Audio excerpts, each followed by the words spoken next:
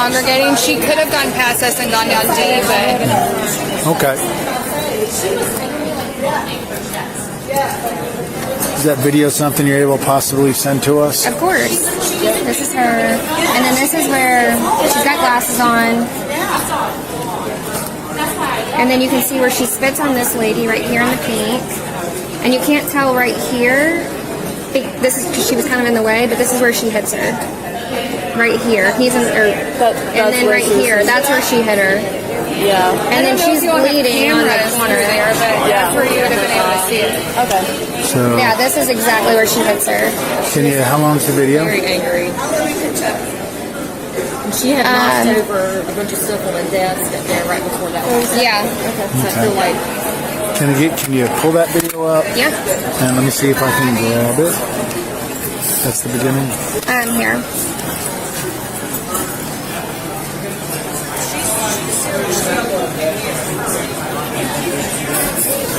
I mean, that's like your own mama getting hit, you know? It's like, yeah, it makes me sick.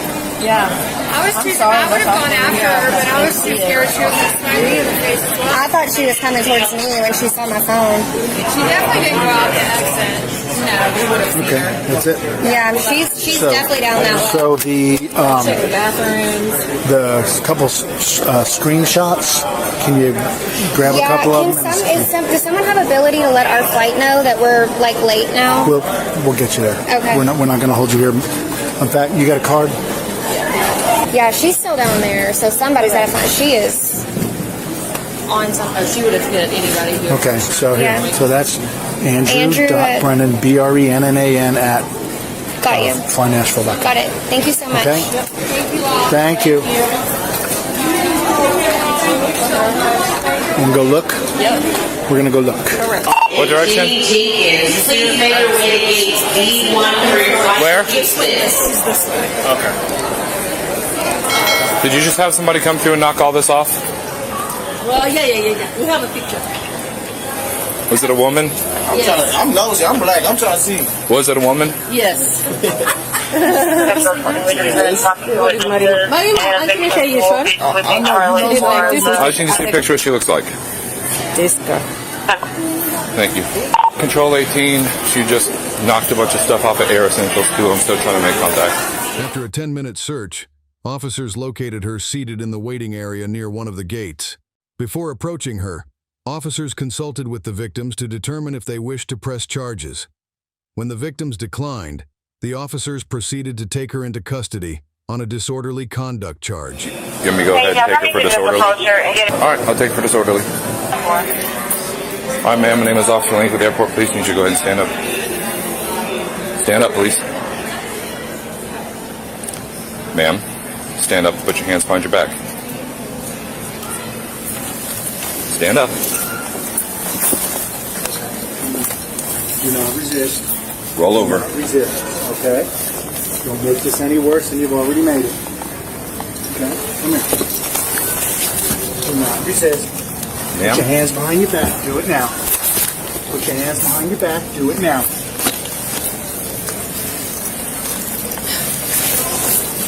Hands behind your back. Now. Do it Give now. me your hands. Officer Lincoln, was it the store at Put the your hands behind your back. Do not resist. or was it one Do down not here? resist. Okay? Do not resist. Okay? Thank you. Very good.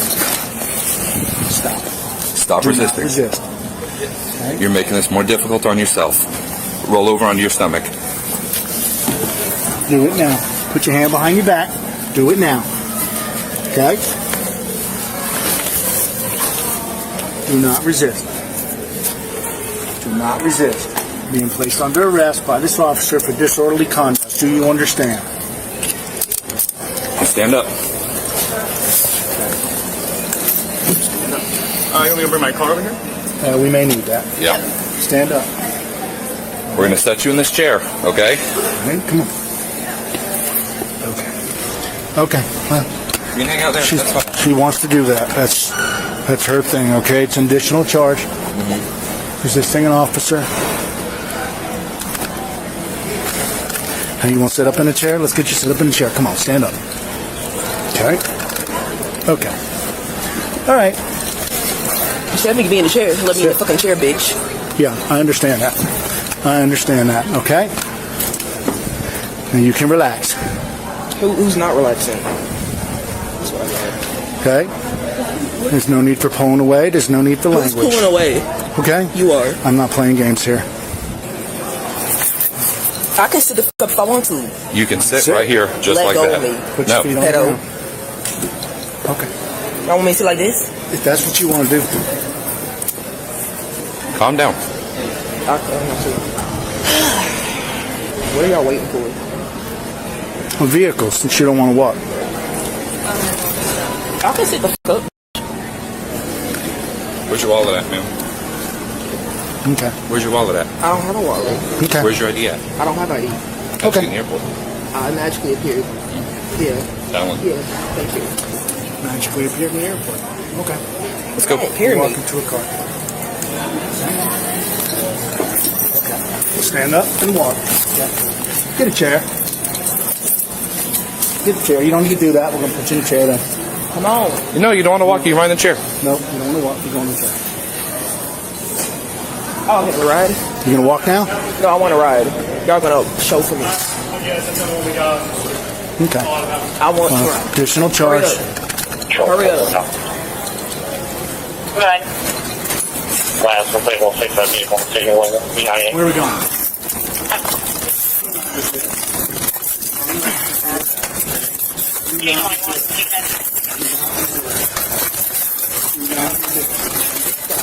Quit.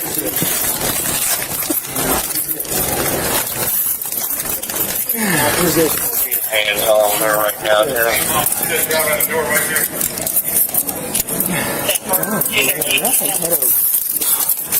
Good. No. Read on Charlie Concourse with you. I'm walking that way, but what do you think? And we're signaling with them and tell them they're using the help getting her into a vehicle. Stop, please. Stop it. Y'all see this stuff? You're making it worse for you. Stop. The mayo. The mayo. Come on, push me out. Stop, resist. Come on, push me out. 20. That's right. That's right. We got an officer strapped down. That's right. Stop, Where's resist. this strap to? Other side. She's good. She's not gonna have that. Okay, push me out. That would be very unwise. Additional charge, resisting stop, halt, frisk. Lead the way. Spitting. Second count, disorderly. Why am I going this way? Wow.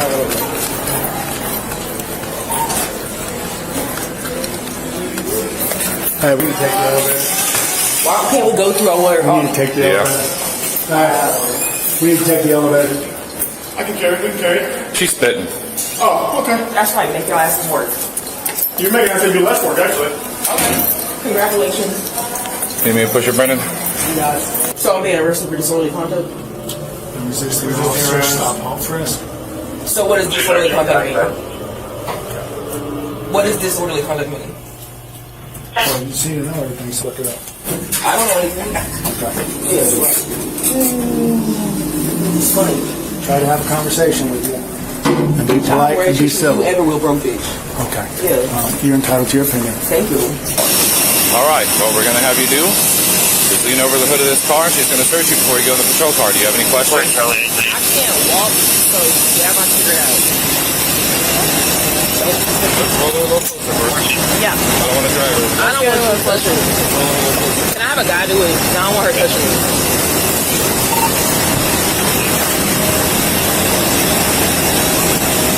Not resist. I'm not supposed to resist. Okay. Stand up.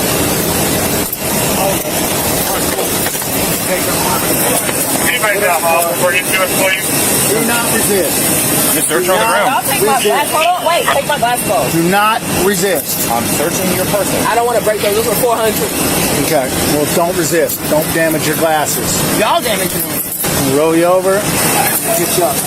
Okay. Do not resist. Do not, you're good. Sure, I have one in my bag. Okay. I'll come to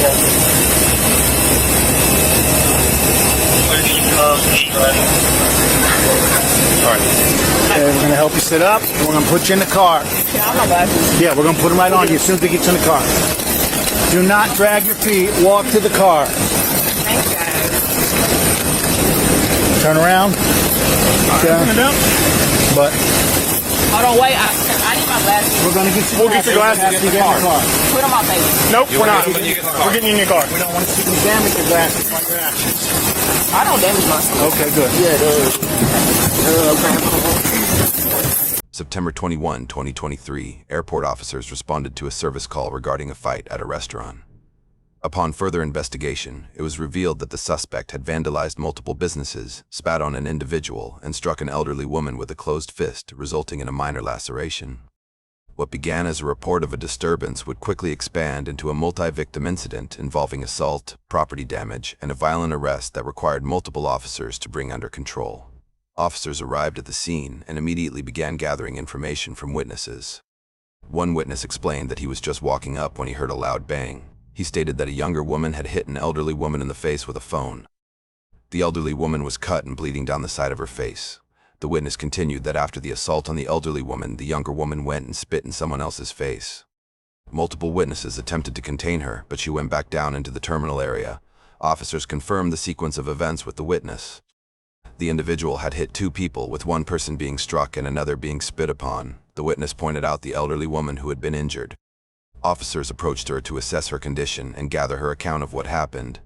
The elderly woman confirmed she had been hit and that the suspect had spit on her before striking her with a cell phone. Another witness corroborated this account, explaining that the suspect was screaming and yelling before the attack. A witness who had captured video footage of the incident provided crucial evidence. The video showed the suspect approaching the elderly woman and striking her. The witness explained that the suspect had taken the face of her cell phone and used it to hit the victim. In the video, the suspect could be seen walking up to the elderly woman and hitting her with what appeared to be a punch. The witness noted that if you slowed the video down, you could clearly see the moment of impact. The witness continued explaining the sequence captured on video. After hitting the elderly woman, the suspect moved to another location where she spit on a different woman wearing pink. The video also showed the suspect appearing to look for somewhere to hide as witnesses began congregating around the area. The witness mentioned that the suspect could have gone past them and gone down a different direction, but instead remained in the general area. Officers reviewed the video footage on the witness's phone. The video clearly showed the suspect with glasses on, and the moment when she spit on the woman in pink could be identified. The footage also captured the exact moment when the suspect struck the elderly woman, and subsequent frames showed the victim bleeding from the injury. Officers asked if the witness could send them the video for evidence purposes. The witness agreed to provide the footage and gave officers contact information. The witness provided an email address for sending the video evidence. Officers documented this information carefully, understanding the value of having clear video documentation of the assaults. The witness expressed strong emotional reactions to what had occurred, comparing the elderly victim to his own mother and stating it made him sick to see someone treated that way. He mentioned he wanted to intervene but was concerned the suspect might come after him when she saw his phone recording the incident. Another witness reported seeing the suspect knock items off a desk area before the assaults occurred. This suggested the suspect had been causing disruption in multiple locations throughout the terminal. Officers asked for clarification about the suspect's current location. Witnesses indicated she had gone down a particular direction in the terminal. One witness commented that the suspect appeared to be on something, suggesting possible intoxication or drug use based on her erratic behavior.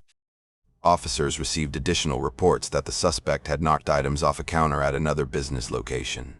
Staff members confirmed that a woman had come through and swept merchandise and materials off their counter, causing property damage and disruption. Officers gathered descriptions of the suspect and began coordinating their search efforts. The suspect was described as wearing glasses, and multiple witnesses provided consistent descriptions of her appearance and clothing. Officers maintained radio communication as they searched the terminal for the suspect. They needed to locate her quickly to prevent further incidents and to take her into custody for the assaults and vandalism she had already committed.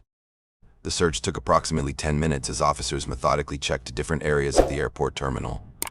During this time, they continued to gather information from victims and witnesses to build a complete picture of everything that had occurred. Eventually, officers located the suspect seated in a waiting area near one of the departure gates. She was sitting calmly, which contrasted sharply with the violent and disruptive behavior witnesses had described. Before approaching her, Officers consulted with the victims to determine if they wished to press charges against the suspect. This is standard procedure in assault cases, as victim cooperation is often essential for successful prosecution. The victims declined to press charges despite the documented injuries and assaults. This decision complicated the legal situation, as officers would need to proceed based on charges they could file independently rather than victim-initiated charges. However, officers determined they had sufficient cause to take the suspect into custody on a disorderly conduct charge based on her behavior throughout the terminal and the multiple disturbances she had caused. Officers approached the suspect's location, preparing to make contact and execute the arrest. They understood that given her previous violent behavior toward multiple people, including an elderly woman, the arrest might not proceed smoothly. Multiple officers positioned themselves appropriately to handle the situation safely. They would need to be prepared for resistance given the suspect's demonstrated willingness to use physical force and her apparent agitated state. Officer Link took the lead in making initial contact with the suspect. He identified himself as an officer with the airport police and informed her that she needed to stand up. He addressed her politely but firmly, making it clear this was not a request but a command. The suspect remained seated initially as the officer repeated his instruction for her to stand up. He told her to place her hands behind her back, indicating she was being taken into custody. The situation immediately began to escalate as the suspect did not comply with the officer's commands. Officer Link continued to instruct her to stand up and warned her not to resist. The suspect remained non-compliant, forcing officers to physically engage to complete the arrest. Officer Link told her not to make the situation any worse than she had already made it, referencing her earlier behavior throughout the terminal. Officers moved to physically control the suspect as she continued to refuse commands to stand up and place her hands behind her back. Officer Link repeatedly ordered her to comply, telling her to put her hands behind her back immediately. The suspect resisted these attempts, forcing officers to use more assertive physical control measures. Officer Link warned her not to resist and emphasized that she needed to comply with his instructions right away. The physical struggle continued as officers attempted to position the suspect to apply handcuffs. Officer Link told her to give him her hands and to put them behind her back. His commands became more urgent as the suspect continued to resist. He warned her that she was making the situation more difficult on herself by refusing to cooperate. He instructed her to roll over onto her stomach so officers could properly secure her hands. Officer Link informed the suspect that she was being placed under arrest for disorderly conduct. He asked if she understood what was happening. The struggle to handcuff her continued as she remained physically resistant to officers' attempts to control her arms and hands. Multiple officers were now involved in the effort to secure her, with each attempting to gain control of different parts of her body to complete the handcuffing process safely. The suspect's resistance persisted despite repeated warnings and commands. Officer Link told her to stop resisting, emphasizing that her continued resistance would only result in additional charges. Officers managed to get her into a position where they could apply handcuffs, though the process required significant physical effort due to her ongoing non-compliance. Once handcuffs were applied, officers worked to get her to her feet.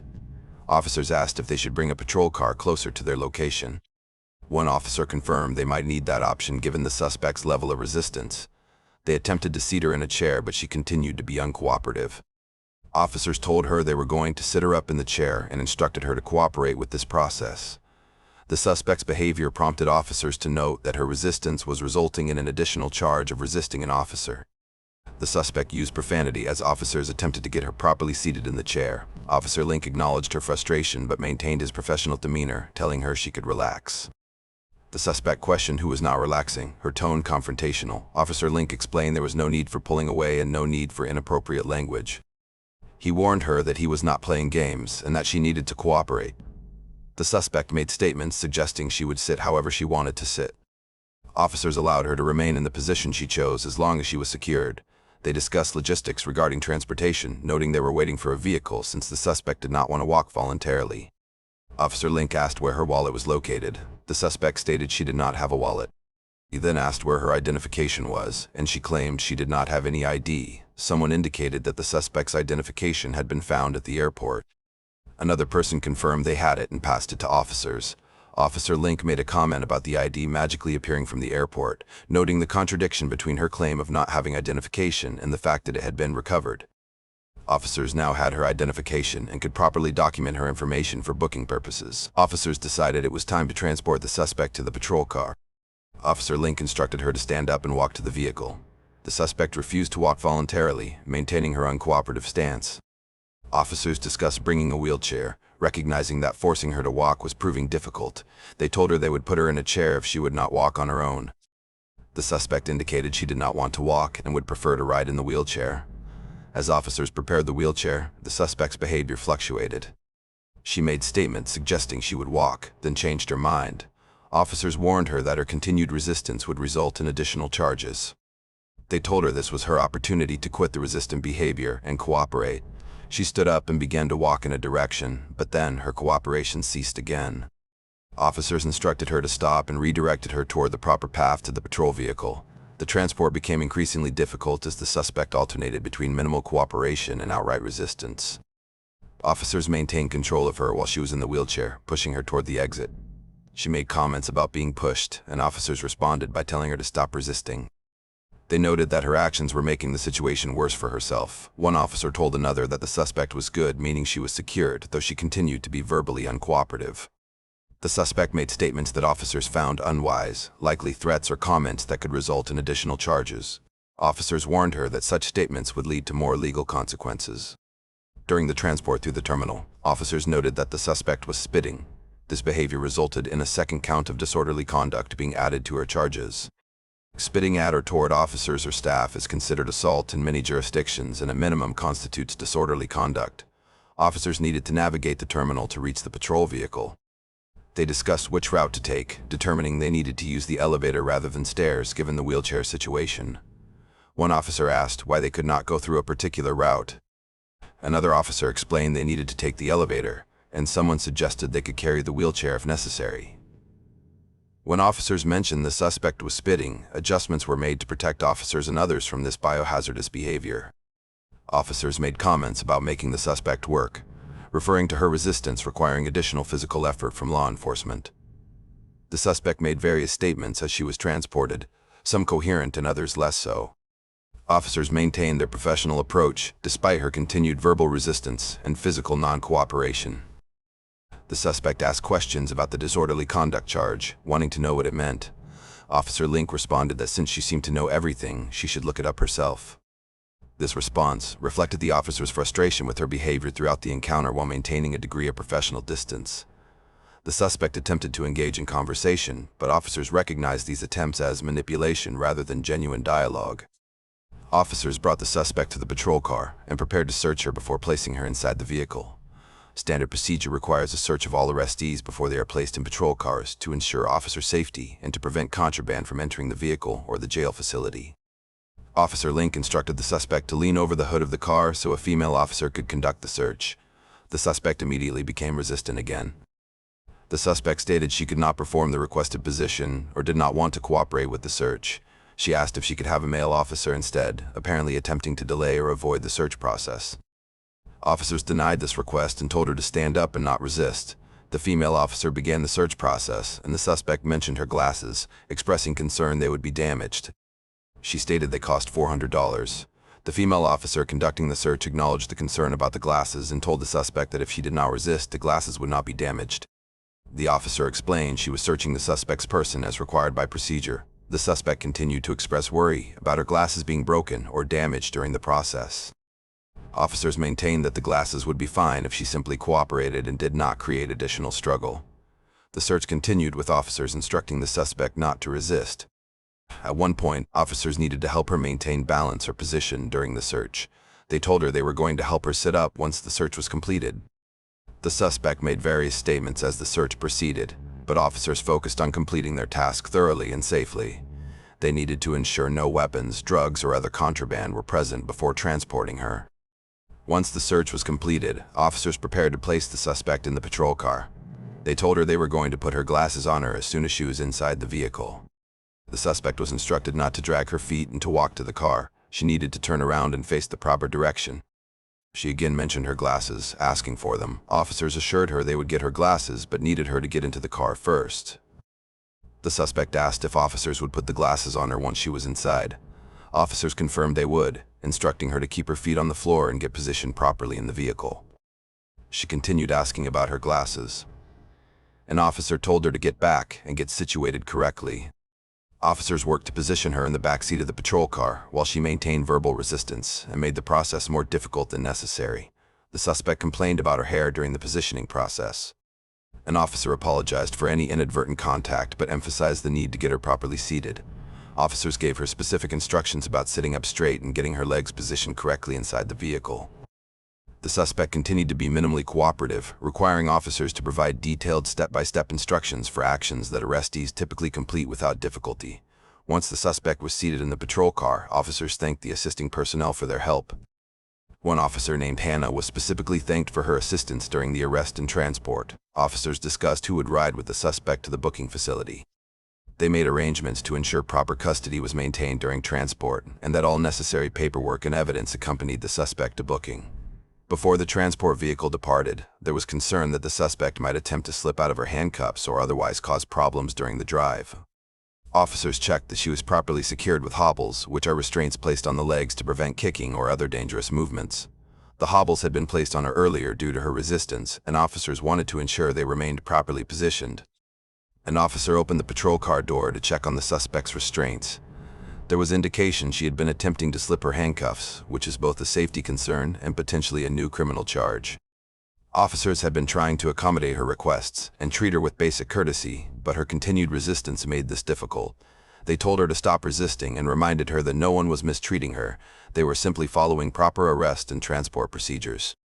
Officers discussed the logistics of removing the hobbles to allow her to walk into the booking facility. One officer asked if she would walk properly if they removed the hobbles. The suspect indicated she would cooperate. Officers made the decision to remove the leg restraints to facilitate her movement into the building, though they remained prepared to reapply them if she resumed resistant behavior.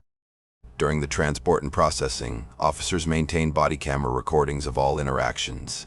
These recordings would document everything that occurred during the arrest, transport, and initial booking procedures. The suspect was photographed as part of the booking process. She asked if she could avoid having her picture taken, but officers explained this was required. She asked if the officer could use his personal phone, apparently not understanding that official booking photos must be taken with proper equipment and documented in the system. The suspect made comments suggesting confusion or sarcasm about the procedures. Officers responded to her questions but did not engage with attempts to derail the booking process. They maintained focus on completing the necessary administrative and legal steps to properly document her arrest and the charges against her. Throughout this process, the suspect's demeanor fluctuated between sullen compliance and verbal resistance. Officers completed the necessary documentation for the multiple charges the suspect faced. The initial charge of disorderly conduct for her behavior in the terminal had now been joined by additional charges resulting from her conduct during and after the arrest. Her spitting during transport constituted a second disorderly conduct count. Her physical resistance to being handcuffed and placed under arrest constituted resisting arrest, a separate criminal charge that carried its own penalties. The most serious charge stemmed from the original incident that prompted the call to law enforcement. The suspect had struck an elderly woman with sufficient force to cause bleeding. This act constituted elder abuse, a charge that reflects the particular vulnerability of elderly victims and society's interest in protecting senior citizens from violence. Elder abuse charges typically carry enhanced penalties compared to simple assault due to the protected status of the victim class. Additionally, during the arrest and transport process, the suspect had spit toward or at officers. While the initial spitting incident at the scene involved a civilian victim, spitting at law enforcement officers during an arrest constitutes assault on a first responder. This charge recognizes that officers performing their lawful duties deserve protection from such attacks, which can transmit disease and represent a form of physical assault. The combination of spitting incidents resulted in multiple related charges. The vandalism charges related to the suspect's actions of knocking items off counters and desks at multiple business locations within the airport terminal. Witnesses and business staff had reported seeing her deliberately sweep merchandise, paperwork, and other items onto the floor, causing property damage and disruption to business operations. These acts of property damage, while perhaps less serious than the physical assaults, still constituted criminal conduct requiring accountability. The compilation of charges painted a picture of an individual who had engaged in a sustained pattern of violent, disruptive, and criminal behavior over a period of time within the airport terminal. From the initial vandalism to the assault on the elderly woman, to spitting on another victim, to resisting arrest and assaulting officers, the suspect had accumulated multiple serious charges in a relatively short time frame. The booking process at the jail facility involved documenting all of the suspect's personal information, taking photographs and fingerprints, and completing the necessary paperwork for each charge she faced. Medical staff would evaluate her condition and document any injuries or health concerns. Given her erratic behavior and the suggestion by witnesses that she might be under the influence of drugs or alcohol, medical screening would be particularly important. The suspect's property, including her glasses that she had been so concerned about, was inventoried and secured according to standard jail procedures. All personal items are documented to prevent loss or theft and to ensure proper return upon release. Her identification, which had been located despite her claim that she did not have it, was used to verify her identity and check for any outstanding warrants or prior criminal history. The multiple charges the suspect faced would be formally filed with the court system. Elder abuse represented the most serious charge due to both the nature of the act and the protected status of the victim. In many jurisdictions, elder abuse is treated as a felony when it involves physical injury to a person over a certain age, typically 65 or older. The fact that the suspect had struck the elderly woman hard enough to cause bleeding and leave a laceration elevated the severity of this charge considerably. Assaulting a first responder is also treated seriously by the legal system. Officers performing their lawful duties must be protected from physical attacks, and spitting at an officer is recognized as a form of assault due to the potential transmission of disease and the offensive nature of the act. The suspect's decision to spit during her arrest and transport demonstrated continued aggression toward law enforcement and added to her criminal liability. The resisting arrest charge would be prosecuted based on her physical resistance to being handcuffed and her refusal to comply with lawful commands from officers. Body camera footage from multiple officers documented her resistance throughout the arrest process, from the initial refusal to stand up and put her hands behind her back, through the physical struggle to apply handcuffs, to her continued non-cooperation during transport. This evidence would make defending against the charge extremely difficult. The disorderly conduct charges encompassed her behavior both before and after arrest. The initial disorderly conduct charge related to her actions in the terminal, including the vandalism, the assaults, and the general disruption she caused. The second count of disorderly conduct stemmed from her spitting during transport. Disorderly conduct is often charged when behavior disturbs the peace, interferes with lawful activities, or creates public alarm or inconvenience. The vandalism charges address the property damage she caused by knocking items off counters and desks at multiple business locations. While these might seem minor compared to the assault charges, vandalism still carries legal consequences, including potential restitution to the affected businesses for any damaged property and lost business during cleanup and recovery. The victims in this case, particularly the elderly woman who was injured, would have the option to pursue civil remedies in addition to any criminal prosecution. Civil lawsuits for assault and battery can result in monetary damages for medical expenses, pain and suffering, and emotional distress. The elderly victim's injury, though described as minor, still required medical attention and caused her pain and distress that could form the basis for civil claims. The witness video that documented the assault on the elderly woman and the spitting incident would serve as crucial evidence in any trial. Video evidence is among the most powerful forms of proof in criminal cases, as it provides an objective record of events that is difficult to dispute. The witness who recorded the incident and provided it to officers contributed significantly to the strength of the prosecution's case. The fact that victims initially declined to press charges did not prevent the prosecution from moving forward with the case.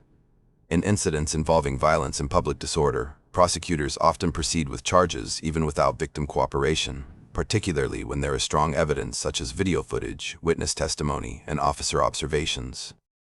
The state has an interest in prosecuting violent offenders regardless of individual victim preferences. The suspect would face initial court appearances where bail would be set based on the severity of her charges, her criminal history if any, and her ties to the community. Given the multiple charges, including the serious offense of elder abuse, bail might be set at a substantial amount. She would need to either post bail or remain in custody until her trial or plea agreement was reached. Legal proceedings would likely involve multiple court dates, including arraignment, preliminary hearings, and potentially a trial if no plea agreement was reached. The strength of the evidence against her, including video footage and multiple witnesses, would factor heavily into any plea negotiations. Prosecutors might offer reduced charges or sentencing recommendations in exchange for a guilty plea, avoiding the time and expense of a trial. If convicted of all charges, the suspect could face significant jail time, fines, probation, and potentially requirements to complete anger management or substance abuse treatment programs. The elder abuse charge alone could result in substantial prison time depending on the jurisdiction and specific statutes. The combination of multiple charges would likely result in sentences that could run either concurrently or consecutively depending on the judge's determination. The incident highlighted the challenges law enforcement faces when dealing with individuals exhibiting violent and erratic behavior in public spaces. Airport environments present particular concerns due to security considerations and the large numbers of travelers present. The suspect's rampage through the terminal endangered multiple people and caused significant disruption to airport operations and to the lives of victims and witnesses. The response by airport police demonstrated professional handling of a difficult situation. Officers gathered evidence, interviewed witnesses, located the suspect, and executed the arrest despite her resistance. Their use of body cameras ensured transparency and provided documentation of their actions and the suspect's behavior. The coordination between multiple officers during the arrest and transport showed effective teamwork in managing a resistant suspect. The case of the airport disturbance on September 21, 2023, concluded with the suspect being charged with elder abuse, assaulting a first responder, resisting arrest, 2 counts of disorderly conduct, and vandalism. She was booked into the jail facility, where she would await court proceedings to address these multiple charges stemming from her violent and disruptive behavior throughout the airport terminal.